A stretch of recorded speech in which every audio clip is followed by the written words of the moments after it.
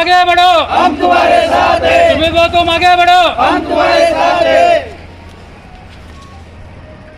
भारतीय जनता पार्टीचा, जय हो, राष्ट्रवादी कांग्रेस पार्टीचा, जय हो, सुहास भाऊ तुम आगे बढ़ो, हम तुम्हारे साथ हैं। सुमित भाऊ तुम आगे बढ़ो. हम तुम्हारे साथ हैं.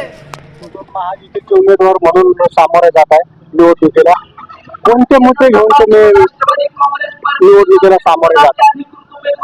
सर्वप्रथम आमच्या वार्डामध्ये मातंग समाज आणि भोई समाजाचं आणि मुस्लिम समाजाचं अत्यंत प्रभावी असं मतदान आहे. त्या ठिकाणी आमच्या मातंग समाजाच्या बांधवांचा एक प्रश्न आहे की अण्णाभाऊ साठेंचं स्मारक या फुलंब्री शहरामध्ये व्हायला पाहिजे. तर आता आमदार आमच्या पक्षाचे असल्यामुळे आणि भारतीय जनता पक्षाचे नगराध्यक्ष पदाचे उमेदवार सुहासभाई शिरसाट हे नगराध्यक्ष राहिलेले आहेत. त्यांनी खूप विकास केलेला आहे व आता ते नगराध्यक्ष निश्चितच होणार आहे. त्यांच्या माध्यमातून आमदार अनुराग चव्हाण यांच्या माध्यमातून मी त्या स्मारकासाठी अगोदर प्रयत्न करणार आहे. काय अजून वार्डामध्ये समस्या आहे? आमच्या वार्डातील एक समस्या कृषी बांधव या वार्डामध्ये भरपूर साऱ्या प्रमाणात आहे. तर त्यांच्यासाठी एक स्लॉटर हाऊस माझ्या एक डोक्यामध्ये आहे की हे गावाबाहेर त्यांना एक स्लॉटर हाऊसची मला उभारणी करायची आहे, जेणेकरून त्यांचा जे व्यवसायाचा विषय आहे तो गावाच्या बाहेर मार्गी लागेल.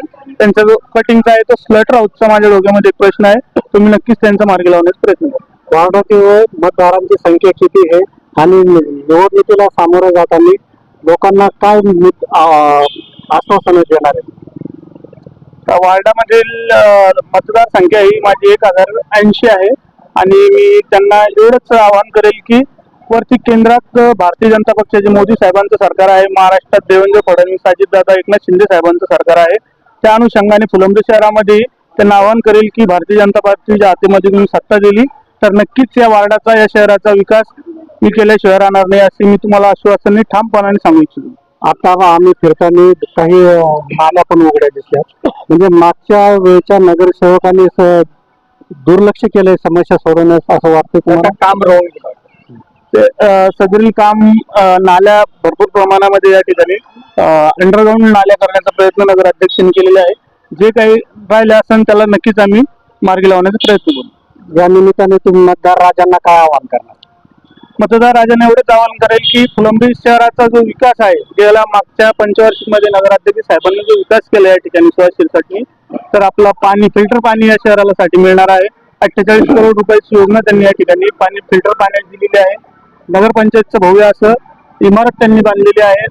छत्रपती शिवाजी महाराज असतील, महात्मा ज्योतिबा फुले असतील, डॉक्टर बाबासाहेब आंबेडकर असतील, यांचे भव्य महापुरुषांचे पुतळे त्यांनी या ठिकाणी उभारलेले आहेत. व आपल्या फुलंब्री शहरासाठी घनकचरा ही एक खूप मोठी समस्या होती. घनकचऱ्याचे व्यवस्थापन त्यांनी या ठिकाणी केलेलं आहे. ड्रेनेज लाईनची ग्रामपंचायत असतानाच या शहरामध्ये व्यवस्था झालेली होती.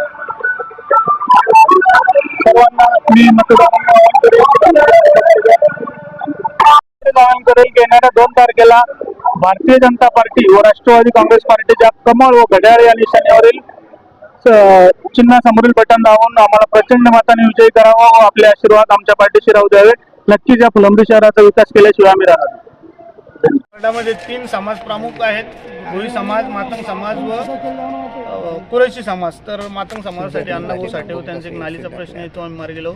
भोई समाजातील या ठिकाणी खूप मोठे युवक असे शिक्षित आहेत, त्यांच्यासाठी एक सभागृह ऑलरेडी आहे. त्या सभागृहाचं आम्ही रिनोव्हेशन करून त्याच्यावर आणखी एक सभागृह बांधण्याचं आम्ही अनुराग चव्हाण व सुहास शिरसाट यांना सांगणार आहोत की त्यांना त्या ठिकाणी सभागृह करून त्यांच्या वाचनालयाचा व जिमचा प्रश्न त्या ठिकाणी मार्गी लावू. तो कुरेशी बांधवांचं जो स्लॉटर हाऊस आहे ते माझ्या मनात आहे की मी त्यांना करून देणार येणार 5 वर्षामध्ये. एवढंच आपल्याला